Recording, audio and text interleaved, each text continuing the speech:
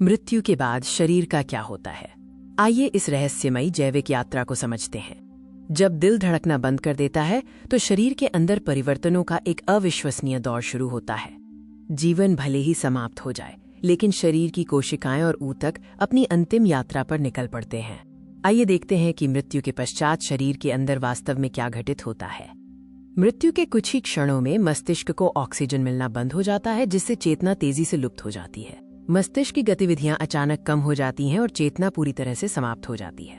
हृदय का धड़कना रुकते ही पूरे शरीर में रक्त का संचार बंद हो जाता है।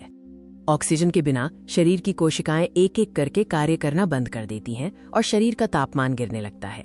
कुछ घंटों बाद शरीर के अंदर रासायनिक और भौतिक बदलावों की शुरुआत होती है। गुरुत्वाकर्षण के कारण रक्त शरीर के निचले हिस्सों में जमने लगता है, जिसे लिवर मोर्टिस कहा जाता है। साथ ही मांसपेशियों में रासायनिक बदलाव के कारण वे सख्त होने लगती हैं, जिसे रिगर मोर्टिस के नाम से जाना जाता है।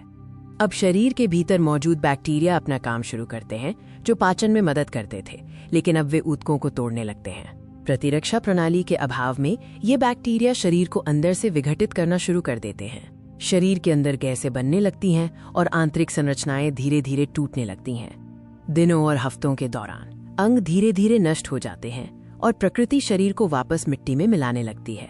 कोमल ऊतक पहले नष्ट होते हैं, जबकि हड्डियां लंबे समय तक बनी रहती हैं। शरीर के वे परमाणु जिनसे एक मानव जीवन बना था, वापस प्रकृति के अनंत चक्र का हिस्सा बन जाते हैं। मृत्यु जीवन का एक प्राकृतिक हिस्सा है। शरीर भले ही मिट्टी में मिल जाए, लेकिन स्मृतियां सदैव रहती हैं। एक व्यक्ति के काम और उनकी विरासत उनके अपनों के दिलों में हमेशा जीवित रहती है।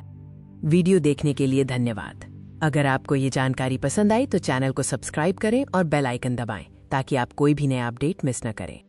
अगली बार हम विज्ञान से जुड़े एक और दिलचस्प विषय पर चर्चा करेंगे। तब तक के लिए अपना ख्याल रखें और जुड़े रहें।